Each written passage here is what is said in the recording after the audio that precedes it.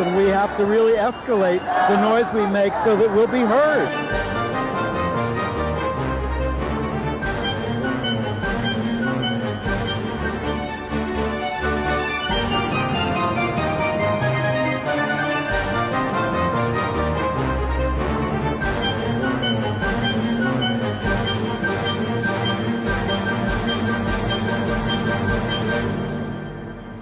Welcome to Gay USA. I'm Andy Hum. I'm Ann Northrup. And we are going to be bringing you a special one-hour show today with 4 distinguished long-term survivors of HIV/AIDS. Before we start, we want to just tell you that we're going to give you a couple of headlines. We'll go into stories in more depth next week. It's August. There isn't a lot of news, so we're very happy to devote the show this week to our guests. But what have we got? But there are a few headlines, and of course, we do want to mourn deeply the passing of Julian Bond, the civil rights leader who had a great impact on the gay movement and the AIDS movement as well. And we'll be talking a lot about him next week. We'll talk next week about the first Major League baseball player, active player, to come out. And the fact that Michael Sam has called it quits with football. We again have several deaths of transgender women to report, murders of transgender women. It just is not ending. The recalcitrant clerk in Kentucky who wouldn't do same-sex marriages because of her religious beliefs has been ordered to by a federal court, and that's she's trying to get a stay at the Sixth Circuit. We'll tell you about an interesting new study out of England about British youth not identifying as strictly heterosexual, so many of them. And you will have to wait till next week for our opinion of Hamilton. I can't tell them I walked out? You can tell. You didn't walk out. You left an intermission. I did. I'll tell you about the whole show. And that's not a headline that I leave an intermission. Okay. All right. We do welcome our panel. Thank you all for being here. We have with us Sean McKenna, who has been positive since 1982 and is on the GMHC Long-Term Survivor Advisory Board. You're a member of that.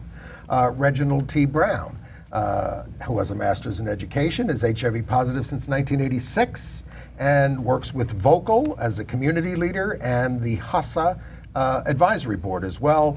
Our old friend Sean Strube is the executive director of the SERO Project, S-E-R-O Project. He's the founder of that, founder of Pause Magazine, and a 35-year HIV positive survivor. And Mark Milano, an HIV educator and activist, living with HIV since 1981.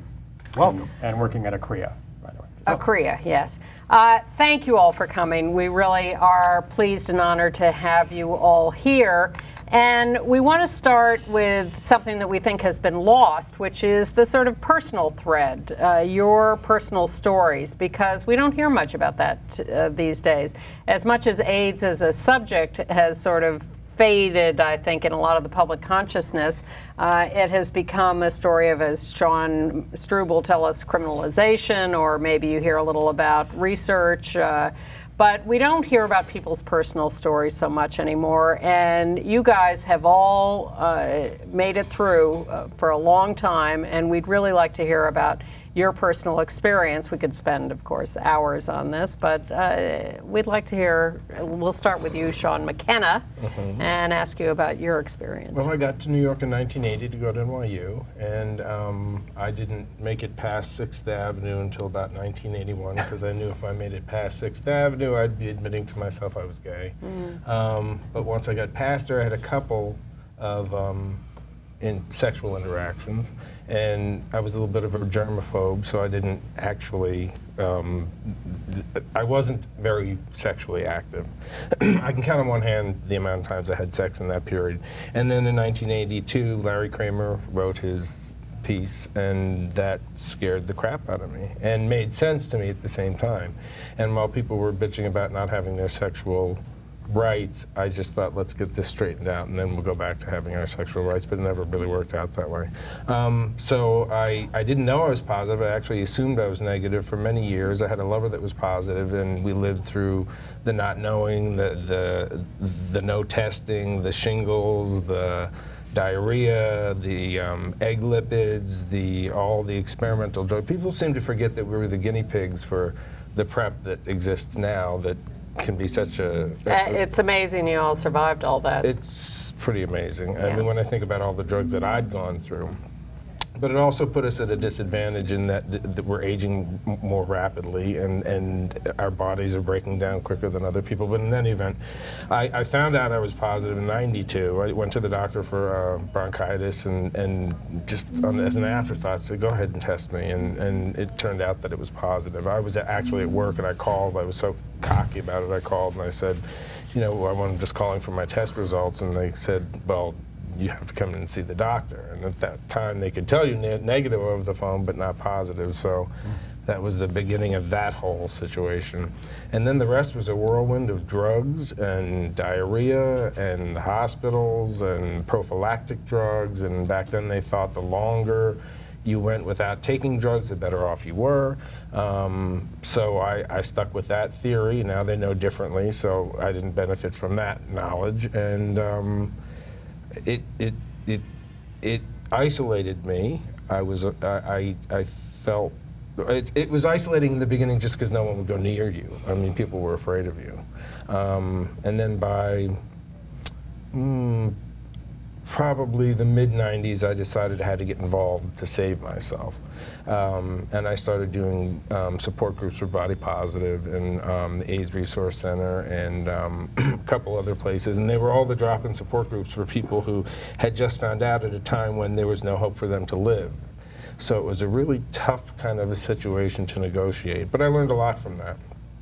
And then I kind of went inactive for a number of years, and I think this is part of the problem with long-term survivors is that we all got a little complacent in our lives just because we were alive. We didn't think we'd be here. We didn't make plans. We sold our life insurance policies. We quit our jobs or were forced out of our jobs by our illnesses. And in '95, I got pneumocystis pneumonia, even though I was on a prophylactic drug for that, and survived somehow.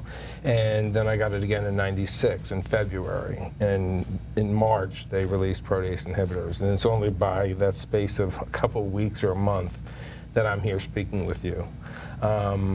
So there was a little bit of a jubilant thing there for a while, but it didn't last long because the drugs had their side effects and they keep you in. And I've had diarrhea since 1996. I mean, people don't understand the severity of that, but it's humiliating to soil yourself when you're in your mid-30s and your local Gristedes and your shorts because of these drugs, you know. And of course, I've had HPV a couple times and had to deal with that. And what really brought me back to life was Perry Halkitis' book about the AIDS generation, stories of survival and resilience.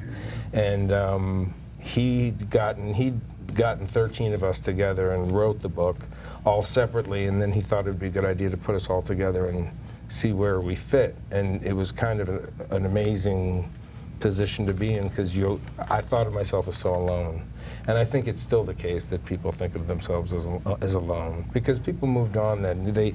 After '96, people moved on to marriage equality, and that was the big thing for years and years and years. And things like HIV criminalization got kicked off the map, and any new drugs that might save us or a cure got kicked off the map. And I just, that brought me back to life, and that forced me to force the GMHC into bringing back the buddy program. That's a great thing. Yeah. I think that what most people, I mean, you know, a lot of us who are activists, we have the support that we need. I had a family, I had a lot of luck like that, but I don't have parents anymore, and my brother and sister are getting older, and I'm getting older quicker than they are, and it can be very isolating. And I think Spencer Cox really flipped the switch for me. Someone who had done so much good and so much to keep us alive would be willing to pass on. That spoke to me in a way that said, you know, we're existing, we're not living. And you're talking about Spencer Cox, who eventually stopped taking his medications and did Which pass away a couple of years. I have to say, on occasion, you think of those things because you think it becomes a matter of quality of life. And long-term survivors do not have the quality of life that people think they do. And so anyway, the buddy system was my big thing. I had to somehow get it back to, and fortunately, Kelsey Louie and Jeff Rindler at the GMHC are extremely responsive and have taken every suggestion. And the full rollout is in September, and they're accepting volunteers now. And what they want it to be is to try to get younger volunteers and pair them with older buddies, so that the younger people can learn a little something about our history. So it's also like a history carry-on sort of a project, and to bring the thread back, you know? We'll get to more of that. Cool. Reginald. Yes, thank you so much for the opportunity to share my story. I moved to New York 40 years ago this month from Kansas City, Kansas, or actually from the University of Kansas. During the height of the whole AIDS thing, I was living in Europe. I was dancing, I was performing, I was dancing all over the place. So I heard things about it, but didn't really know. At one point during my trip, I came back home to visit my mother, and I went to have a physical. I hadn't had one in a while, so I thought I'd go and do that. And the doctor, unbeknownst to me, tested me and he said, you need to come in and talk to me. So I went in and said, well, you're HIV positive. And the first thing he said to me is that, be careful around your young nieces. I had a niece that was like 1 and 2 years old, and I freaked. I said, what does that mean, be careful around your nieces? Looking back now, he didn't know any better. Right. And I'm in Kansas, and I'm thinking, well, now what am I going to do? What am I going to do? So I thought, wait a minute. That's a double blessing. Number one, I don't have to worry about getting it anymore. And number two, I'm focused. This is important and that's not. And that's non-negotiable. And I said, if I'm going to be here 2 years or however long I'm going to be here, I'm going to live until I die. So I'm still here now after it'll be 30 years that I've been HIV positive, almost half my life. I'm 63 years old. And by the grace of God, I have not had any AIDS-related illnesses. I've gone through the plethora, the ABC of the medications of the diarrhea. The first thing I took, of course, was ACT, which we all know is just toxic. And I just stopped doing that. I was diagnosed HIV positive in 1986 and with AIDS diagnosis in 1997. So it took me on being on a couple of trials and things to find the cocktail that I'm on now, which I've been on since 2003, and I've been undetectable. I have absolutely no side effects, but I do remember the thing about the diarrhea, about not eating an hour before, not eating an hour. Very, very complicated, but the point is that I'm going to live, so I have to do this in order to live. I do, though, have depression that I didn't know about, and that has been a thing that I had a nervous breakdown about 10 years ago, and where I just completely lost it because I had been in denial about depression, because men don't get depressed, black people don't get depressed, and Christians certainly don't get depressed. Because if you're a Christian, you get depressed, something's wrong with you. I bought into that. I'm a spiritual person, not a religious person, but a spiritual person, and that really took me a while. But I couldn't leave my apartment for 9 months. I was paralyzed. I could not leave for 9 months. And I was finally able to go to the clinic at St. Vincent's at the time, and she said, you have clinical depression. I said, oh. It was like, so there's nothing wrong with me. And I said, well, you know what? Christians get broken legs. Christians get all these other things. Why not? But again, it's the whole mental illness thing. And I was in a training last week for the National People's Action. Vocal New York sponsored me to go there. And I was not able to share that. And part of the exercise was to share the things that have made you. I was talking about all my accomplishments. I've done all these wonderful things, but I neglected that. So still, I've not really come to terms with the shame that I still have about the mental illness. I can be bold and say, I'm HIV positive, I have AIDS, not a problem, but I have not been able to get not yet, to be able to be as strong to say I have depression. But my being here today is thanks to you and ACT UP and what you did, because I have the medications in my body that I need. Also, I'm here as a black man. We are not represented in anything. I saw the How to Survive a Plague. I was very moved by it, but I was like pissed off at the end. I said, I saw one black person, it's like if I blinked, but I didn't hear anything from them. And so it's like, we're not there. So my mission is every chance I get, thank you, Andy, to be visible, because somebody out there needs to see me. Exactly. Somebody out there needs to see me and hear me to say, this is what AIDS looks like. This is what 63-year-old man, gay man with AIDS looks like. Hey, and it's okay. I'm okay. I've not been sick. I do what I'm supposed to do, but I know my status, and I don't let the stigma turn me down. But still, I have to work now on my getting over my the shame about depression. And as I do it now, I get stronger each time, because when I do that, then I'm more able to to connect. My activism is informed by my spirituality. In 1971, when I went to the University of Kansas, we had a gay liberation front. I was the president. We sued the university we applied for funding for the student union. They denied us, so we sued them. We lost the case. William Kunstler was our lawyer. But the very next year, we had funding and a space. So that was my first taste of what it is like to get into a direct sense that this feels good. Like I wrote op-eds for Newsweek, and I did television things. This is nice. So that was my first taste of that. But it's interesting, the main pushback I got was from the Black Student Union. How can you do that? How can you do that? But they didn't understand that I cannot be black and then queer. And they said, I can't, if I can't be queer and black, then I have to be black. I have to be queer and black. If I can't be just like, I can't do that. So that was the struggle that I had to come into. I said, but you know what? I've been that Reggie who was just black all of a sudden. No. This queer guy has to breathe. And after that win with the court, said, later for y'all. So I'm here, I'm queer, and I'm loving it. Here, here. Follow that, Sean Stroop. I think it's important to sort of know what we're talking about when we say long-term survivors, because there also are long-term survivors who don't have HIV, who went through a lot of the same trauma and the same pain, even if they weren't struggling with the disease in their own bodies, and in many cases have a lot of... Like us? Right, like you. Yeah. And in many cases have some of the same trauma issues as well. I think there's also a distinction between long-term survivors who were living with HIV when it was truly hopeless, you know, who were diagnosed earlier and were sick in the 80s and the early 90s, versus those who were diagnosed later, who have plenty of challenges, but had more hope from the beginning and had treatments, even though they might have been diagnosed 20 years ago, which certainly considers long-term now. But there's so for me, I mean, you know, like others at this table, was very, very sick at one point. In 1995, my CD4 count was down to 1.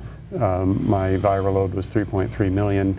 I weighed about 40 pounds less than I weigh right now, and I was covered in Kaposi sarcoma lesions, you know, in my face and lots of my body. And yet, when my health got better, in some ways, my mental health was worse. When I was very, very sick, I had such clarity about what I needed to do every day, and I was so focused on that, and had this incredible sense of community, not just with other people with HIV, but with the people who were fighting for us. That there was, and it was a time when within the gay community, it really showed the very, very best of what the gay community was about. You know, AIDS is what introduced queers to the broader public as a community that had incredible characteristics of love and caring for each other, rather than just simply in terms of sexuality. And yet today, I look at the gay community's response to AIDS, and in many ways I see it as the worst side of this community, how it has moved on and it doesn't care. The stigma, including from within the gay community, especially the gay male community, is worse today than it has ever been. And this is something that a lot of people find startling, is when long-term survivors, almost across the board, I rarely have heard a long-term survivor that didn't agree that the stigma today is far worse than it was when the you know, the biomedical issues had no hope whatsoever. So, and that's the question that I think is important to look at. Why, when the medical advances have so profoundly changed what it means to be diagnosed with HIV, what it means to, in a positive way, what it means to live with HIV, and the stigma is so much worse. I also think that it's important that the discourse around long-term survivors not simply be seen in terms of addressing our needs, which are, you know, half the people with HIV are over 50 now. It's an aging population, as Sean points out, aging faster than our HIV negative peers. And so there are all sorts of needs and issues that need to be dealt with. But we're also an untapped resource, a tremendously important and powerful untapped resource. In terms of advocacy, in terms of prevention, in terms of mentoring, in terms of addressing stigma. those of us who are long-term survivors, in many cases, we've dealt with stigma, more than others, and in many ways, we've found that that one of the most powerful things to combat stigma is our camaraderie and fellowship. And the last thing I'll say, and certainly that's been the case for me, that I have, after getting better, and then falling into depression and all sorts of things, which others couldn't understand. You're living now, you're surviving, you should be happy and joyous. And yet, in my relationship, my world was so turned upside down. But I overcame that by getting engaged with other survivors and with advocacy and activism again. And I'm kind of hopeful because I think something is happening where there's an understanding that that providing the social support, which also translates into advocacy and being able to speak for ourselves, is not only effective at combating stigma, but it also improves health outcomes. It makes healthcare less costly, and it provides a tremendous contribution to HIV prevention.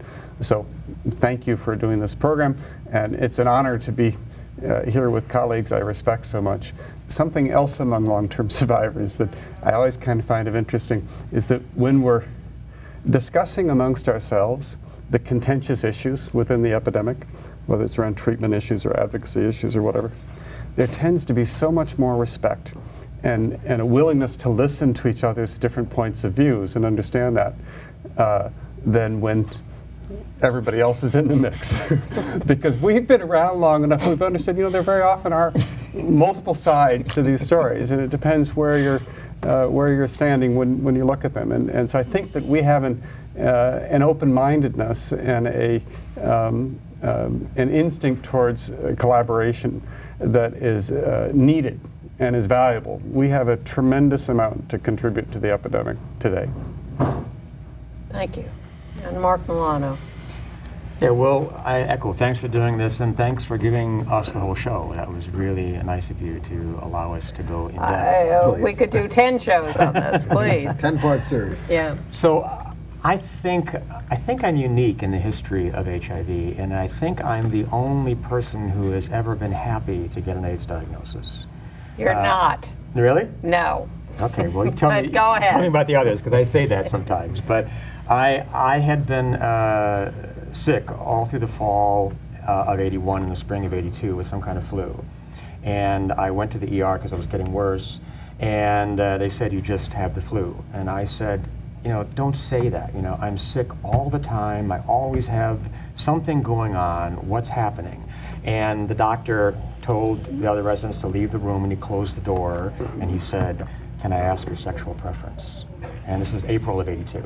And it was very and I said, well, I'm gay. And he said, have you heard? And I think he said AID is actually what he said. And I said, no. He said, well, it's a disease we're finding in gay men that destroys the immune system, and it's life-threatening. And I said, okay. I said, what's the cause? And he said, well, we don't know. Said, When was this? April of '82. So they didn't know what was causing it back then. And I said, okay, so what's the treatment? And he said, well, there is none. And I said, okay, so what do I do? And he said, well, we don't know. And that was the first time I'd gone to a doctor and been told I have a serious illness, and they said, sorry, we got nothing for you, And so at that point, I could have just collapsed, but I've never been that way. And I said, okay, thank you very much. I will do for myself. And I went out and I went to the health food store, and I joined a gym, and I stopped drinking and doing drugs, stopped the poppers because they were supposed to be bad for you. And I just said, I will take care of myself. And I eventually got better. And I began learning about AIDS, whatever you could at the time, but didn't really do much until I ended up in the hospital in '85, very ill. And I had all the biohazard stickers and people coming in with masks and gowned from head to toe, and I almost died. And that's when I got my HIV test confirmed, although I do have frozen blood from earlier. So I posit 81 because my CD4 count was suppressed in '82. And I said, you know what, I want to move to New York. So I did, and I came to New York in '87, and I joined Body Positive, which Michael Hirsch had just founded. I was one of the first support group leaders in Body Positive.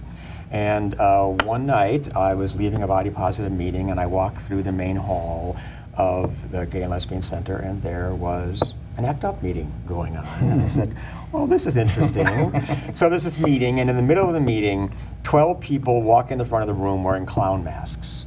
And everybody starts cheering. I said, okay, what is this? And turns out they had just come from the Presidential Commission on AIDS, and they had all, every time a clown got up to speak, they stood up wearing clown masks. Everybody was cheering or whatever. And in the middle of their presentation, Bob Rafsky gets up on his chair and begins screaming, what the fuck are all of you doing? People are dying of AIDS and you're laughing. And I'm like, this is the craziest group I've ever seen in my life, but this is interesting, you know? So I got involved with ACT UP at that point, and a nice little Midwestern boy from Chicago, petrified to say anything.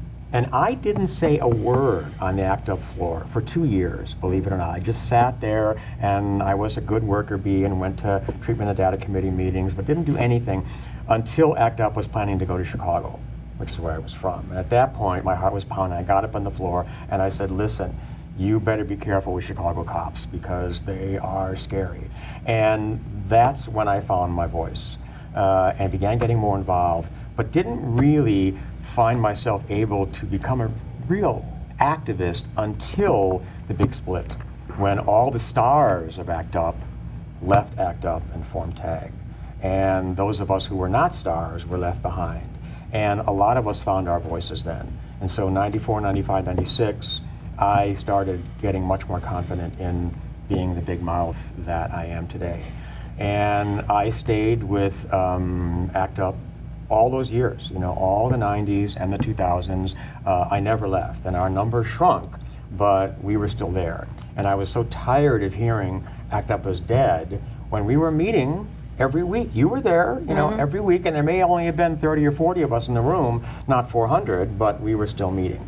And I actually pulled up from the ACT UP webpage a list of all the demos and protests that I've either organized or been involved with, and it's really frightening how long it is. But that's what kept me going.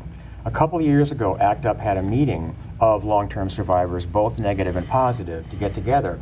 And person after person got up and said what you said.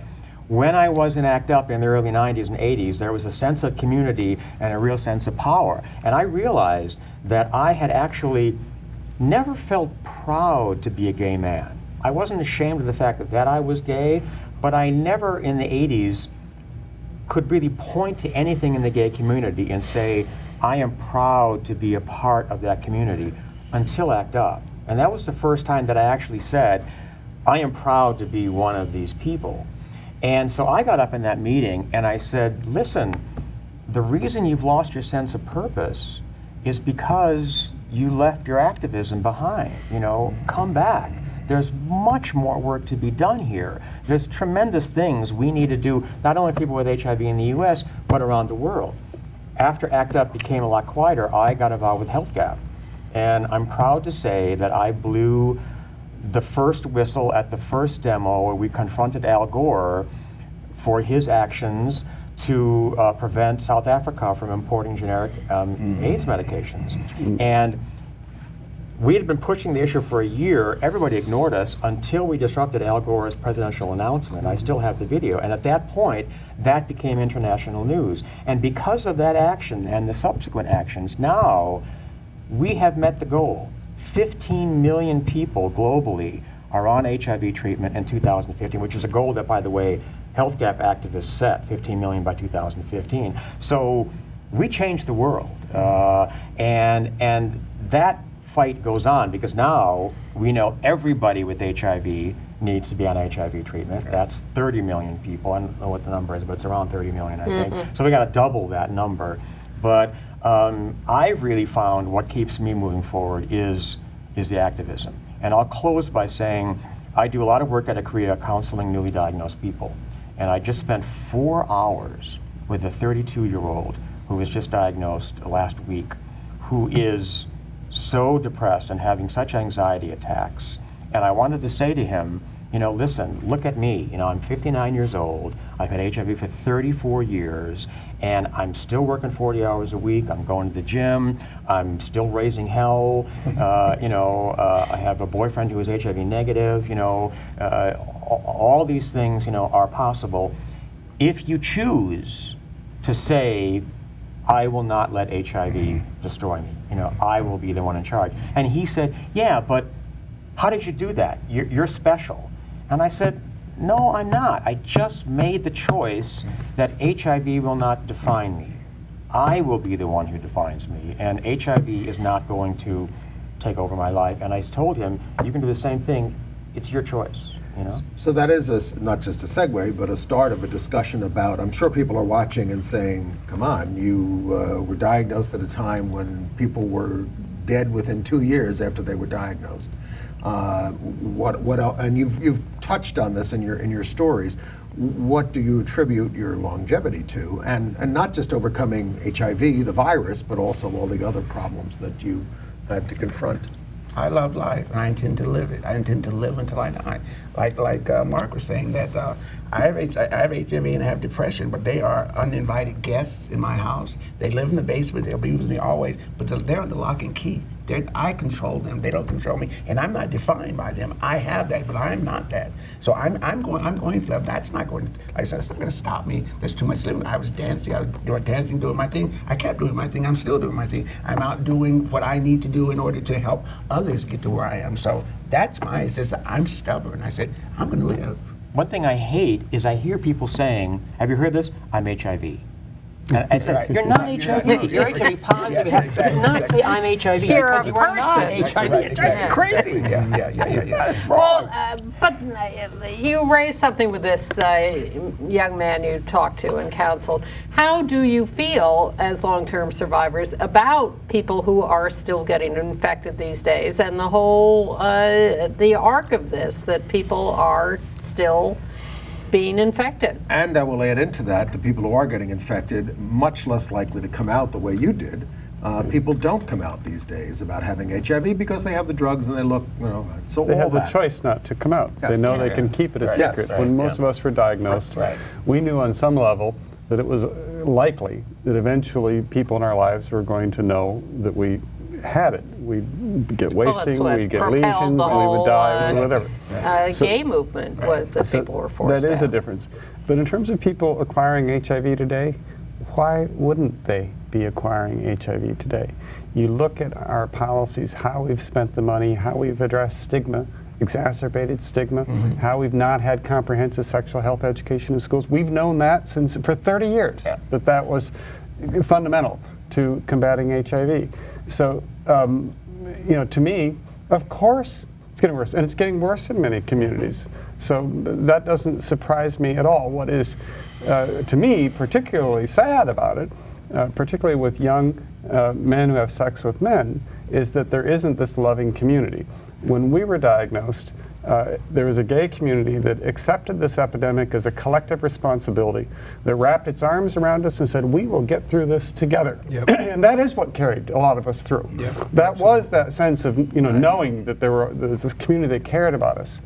And by the way, lesbians being there for us too. I mean, it was a complete, you know, close-knit group. Very much so. I mean, but today, when a gay man is diagnosed, which is roughly 2/3 of the new infections, they are rejected by that community. Their lives change more than they did for us, even as their prospect for survival isn't substantially different than it would be if they were negative.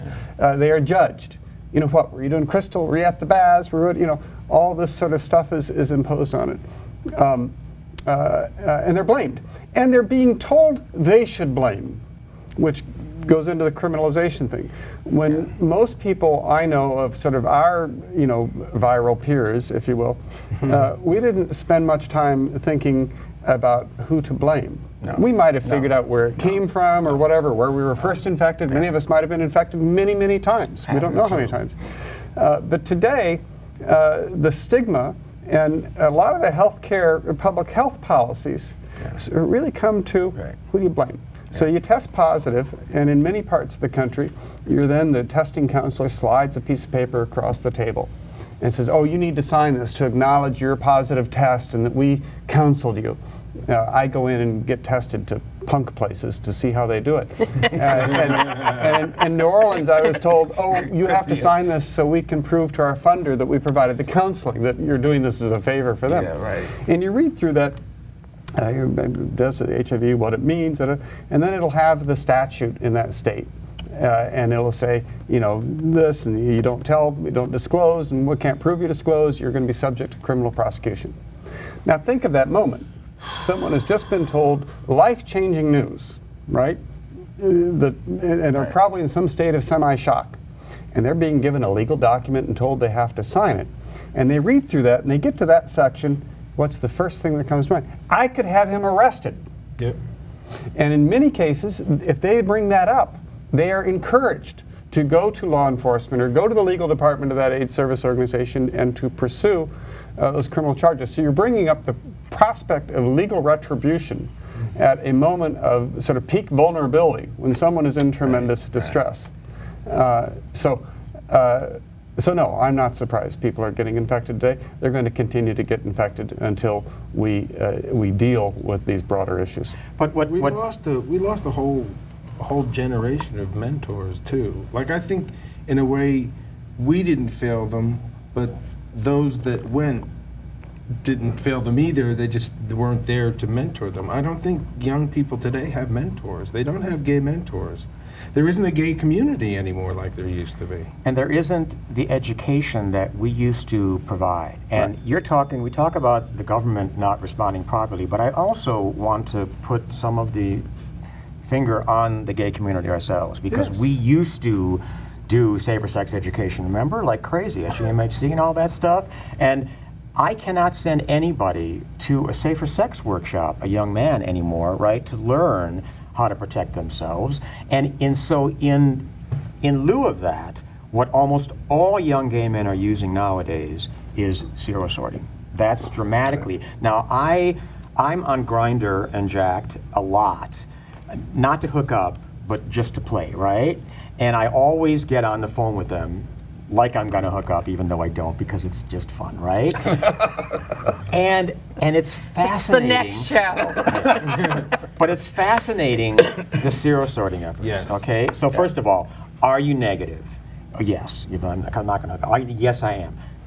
Do you promise? That's what the last guy said. Do you promise? And I said, yes, I promise. Then, when were you last tested? Oh, last month, because I want to know what's recent. Okay. How often are you tested? Well, every 3 months, like the CDC says, right? Okay. Do you hook up on this thing a lot? Oh, no, we're going to never do. Are you always safe when you do? Oh, yes, I am. Okay, then we can skip the condoms.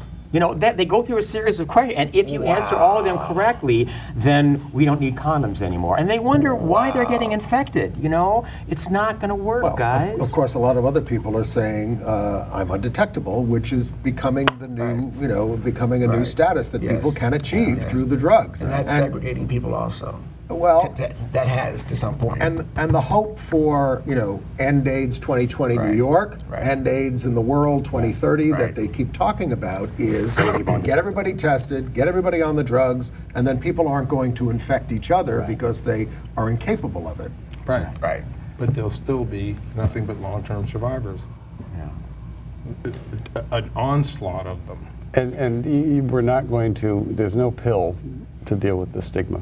No. And I actually am not somebody who thinks that biomedical prevention, this treatment as prevention or PrEP or whatever, significantly reduces stigma. Maybe some facets of it, but not the stigma of living with HIV, not the stigma of the judgment that is imposed on people, not the stigma that is the diminution of what someone with HIV has to say before the words even fall out of their mouth. And certainly not the self-stigmatization, the internalized stigma, which is driven more than anything else by isolation. In the old days, when someone was diagnosed, there were two things that generally happened right at that moment. First, they were told, don't tell anyone this until you've built a supportive network around yourself to deal with the consequences of disclosure. That it was really like, that was important. You need to think through that and deal with it. And now, you go home and you start announcing it right now, or you're going to go to jail. Even when there are very serious concerns about partner violence. I know you've covered the 2 women in Texas who were killed not long ago by their partners after disclosing to them. People worry about getting thrown out and losing their housing when they disclose, worried about losing custody of their children. There's a whole range of issues why disclosure is difficult, and more difficult today than it was years before. The second thing that happened was that someone was typically, when they were diagnosed, they were hooked up with some other group of people with HIV, whether a network of people with HIV like Body Positive, or for me, People with AIDS Coalition here in New York, or a support group, whatever it was, they were connected. And that was your best resource, was someone else who had this virus who could say, well, there's this, there's that, there's whatever. Now, they're on their own. The support for the networks really evaporated in the late 90s. The only drop-in support group for people with HIV is run by ACREA. It meets at the center every Thursday night, and that's the only one left. And we've kept that came from Body Positive to us. We kept it going because I said there is a need, but you're right, it's the only one. I mean, to become a client of GMHC and get in there is a huge process, but this is the only one. And this guy, you're right, I said, is there one person that you can disclose to, that you can have for support, right? And he said, well, there is one guy, but he lives in a house full of gay people, and I know he's going to tell everybody. And he said, the stigma will be intense. If they find out I have HIV, I cannot deal with that. He is quite comfortable knowing that he's going to live a normal lifespan. We've reassured him of that, right? But it's the stigma of living that life with HIV that is causing him to have anxiety attacks, fast heart rate, dizziness, whatever, because it's not the fact that he's going to die. That's not the concern. The concern is he's going to live with HIV. That's the horrible thing for him. And I, as tried as I might to say, you can live a great life with HIV, look at me, he still is horribly depressed over this diagnosis. It's those networks and support groups where you learn to disclose to other people who have the virus. And you go back years ago, and those of us who had the virus, we were seen as experts. We had something to contribute. Whether it was Paz or Mark Price is here, who wrote a very important book that came out in '93 or '94, whenever it was, living and thriving and surviving in the age of AIDS. Am I close? Living positively in a world with HIV and AIDS. Right, where we really were recognized as people who had something to teach and to give to the broader community, but specifically to people who are newly diagnosed. Which gave us purpose. Purpose. Is why we're all still here, I think, anyway. And I thought, and Ann, you can support me on this, in ACT UP in the 80s and 90s, there was a tremendous range of people, from Iris Long in her 60s to Kate Barnhart in her teens, right? And the young people really respected the older people, and there was a real, I think, working together intergenerationally, right? Recently in ACT UP, a lot of young people are very suspicious of the old people. I'm tired of hearing from old gay white men, you don't know anything about what it's like to be in your 20s, what do you know? And there's, rather than this... Evidently you just skipped over your 20s. So there, one of the things that older adults really need is a sense of that our life experience is valued and we can pass it on to other people. And you're right, there really is no way for us. It's one of the reasons I do the work I do, because I do have young people coming in, newly diagnosed, and I'm able to, offer them some hope. But we need a lot more of that. We need a lot more of us helping newly diagnosed people, and by the way, keeping them negative. That's important too. Reginald, you work with Vocal. Right. Do you find in communities of color with young people getting diagnosed that they are getting, is there any sense of community? Are they hooked up with peers? Not as much as it should be. Not as much as it should be, because again, it's like the stigma of mental illness. The point is, they don't talk about it. It's just the big A, the disease, the virus. They won't even speak about it. So there's not. One of the things that Vocally is trying to, in fact, there's a positive leaders union meeting going on right now. This is why we're trying to recruit other people who are, who are of color, who are HIV positive, so that we can now start beginning to build build power among ourselves to deal with this, because right now there's not. But from that, I'm hoping we're planning that will be the beginning of a support group. Listening to all this just makes me yearn viscerally for this conversation to take place among all communities affected. It just breaks my heart to think about people being so isolated.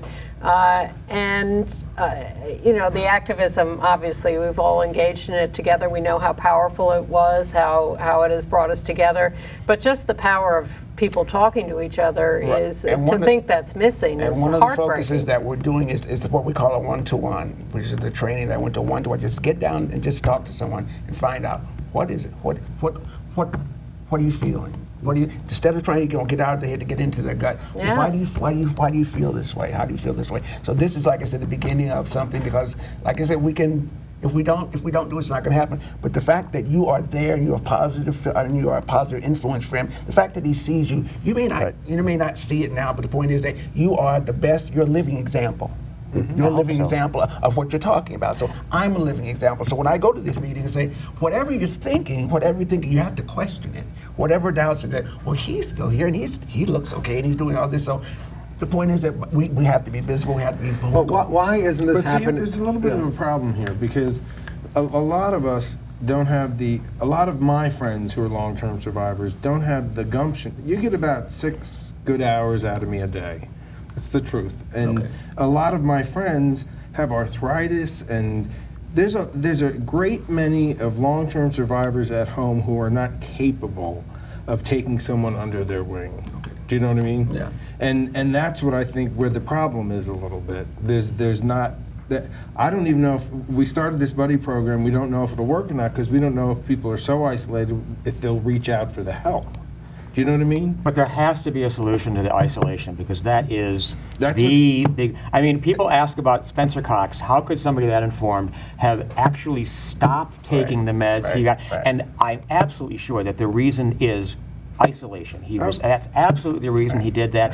And so, older adults with HIV, isolation is the biggest threat to our health, and it's the biggest threat to young people with HIV. So we've got to find a solution. Well, that's why the GMHE is actually really working hard at pairing younger people with older people, so that there's some communication again, because I don't feel as a community we communicate very well. We don't. I mean, I know that I know. I don't think human beings communicate very well. And a lot of that is this, and but there's a way to get people. I think it's gonna sound crazy, but Facebook brought me out of isolation. I was able to find other people like me. It's a tool, and I was able to find resources, and I was able to speak my mind. I mean, so it's.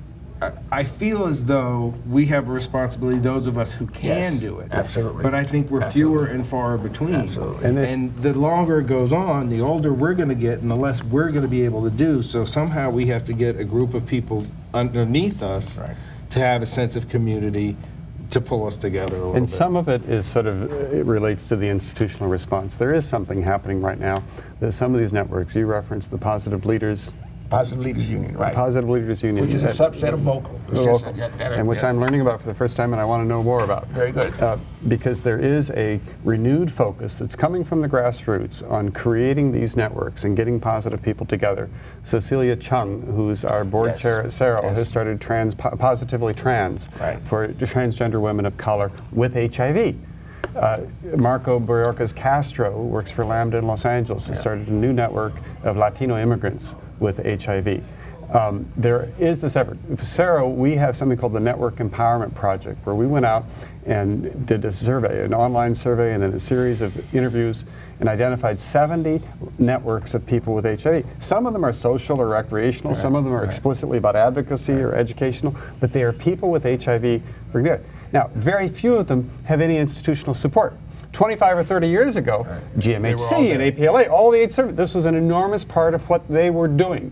And we need those service providers, those institutions within the epidemic to facilitate and support, as ACREA is with what Mark does, getting people with HIV together. Because that's what enables us to find camaraderie, to get out of our isolation, learn how to disclose, how to create empowerment for ourselves, but also how we can create our agenda, establish our priorities, and select leadership of our own choosing.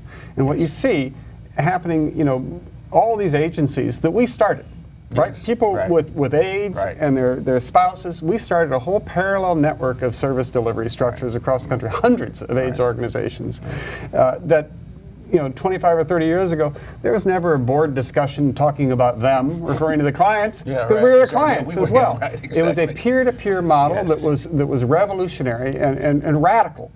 But over time, most of that parallel service delivery structure has incrementally moved back towards the dominant paradigm, which is a benefactor-victim model. Yep. And not coincidentally, the representation of people with HIV on the staff and especially on the boards has gone from overwhelmingly so, in many cases, majorities and so on, to now, in most cases, token representation. A few years ago, I did a survey of a bunch of groups, and at that time, organizations like, I think, the American Foundation for AIDS Research had no one openly positive on their board. AIDS Project Los Angeles had no one openly positive on their board. And so we need to be back there, not as tokens. And that also requires something else. So in the 80s, when you had a lot of middle-class gay white men whose privilege around their gender and the color of their skin sort of trumped whatever issues they might have had about being gay, right, were much more likely to be prepared to be effective board members, right? They went to business school or whatever. They knew how to read a balance sheet. They had management skills and training. So today, to do that and to have that real representation of people with HIV, the institutions need to make a commitment to providing those tools, to training a cadre of people amongst their clients. Yes. And for those who say that this kind of empowerment model was sort of quaint and we look back almost nostalgic, when people talk about the 80s and they go, even amidst that horrible pain, indescribable loss and pain, there was something beautiful about it.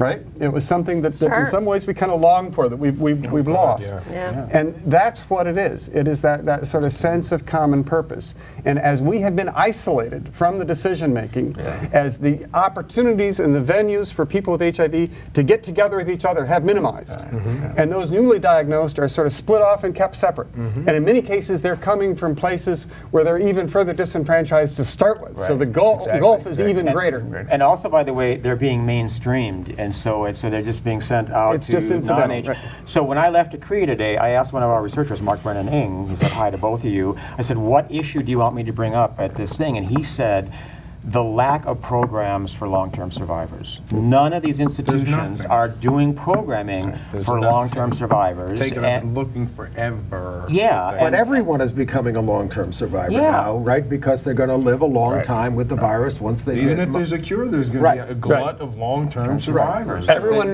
diagnosed today is a pre-long-term survivor. Right. So do you see these things happening systematically, that the organizations like GMHC are taking this on and are going to make this happen? Very few, very tiny.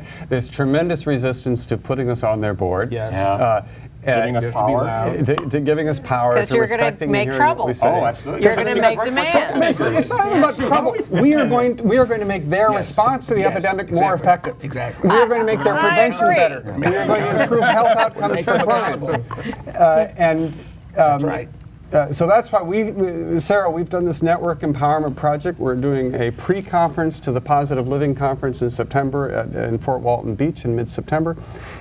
And from this, we are creating a toolkit to facilitate and strengthen the creation of networks of people with HIV. Now, this was not just something in the big cities. By the late 80s, in Iowa City, Iowa, there was a network. In Waterloo, there was a network. In Des Moines, there was a network. Almost every city had some kind of network or support of people with HIV.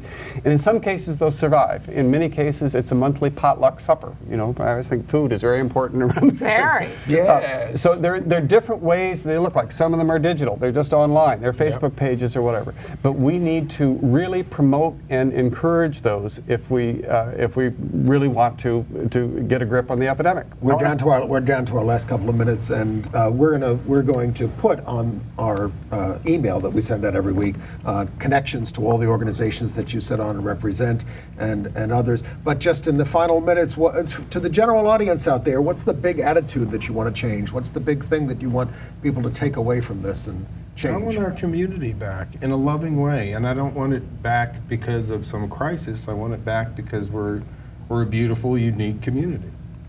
Take control of your life. It's your life. Live it. Don't let anyone diminish it. Don't let anyone diminish you.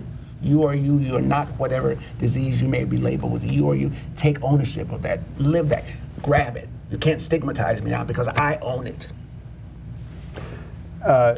Stop wagging your finger at people with HIV and telling us what we should or should not be doing. And instead of seeing us as them, bring us in and learn from us and understand you're never going to stop this epidemic without us. And I would say the way you're going to survive, whether you're a long-term survivor with HIV or without HIV or you're newly diagnosed, is by giving back. You have to give back to the community, and especially those of us who are LGBT have to give back. One of the things I'm really proud of is that we have a new series at Korea, not new, it's for last year, Living with HIV workshops. Every 2 weeks I get up there and I impart everything I learned and ACT UP about how to stay alive with this disease, the meds, the resistance, the immune system, and I teach it all, and it completely makes me feel like I'm doing something with my life. So every other Wednesday at 6 p.m., we're doing one tonight when I get back there. Call a Korea, and it's a 6-week course, and it truly makes me feel like I've gone through all this for a reason, right? Yes, because yes, I yes. have something, and that's what's going to make you feel this has all been worth it. All this shit that we went through, Ann and Andy, right? It's worth it if we can give back. And we should mention the Let's Kick-Ass Long-Term Survivor Manifesto, which is about to be released right before the U.S. Conference on AIDS. I just saw it online. I just saw Tez it. Anderson, the group in San Francisco, has led this. They also have chapters in Austin and Portland. Anyone who wants to start a chapter of long-term survivors, get in touch with any of us, and we'll connect you.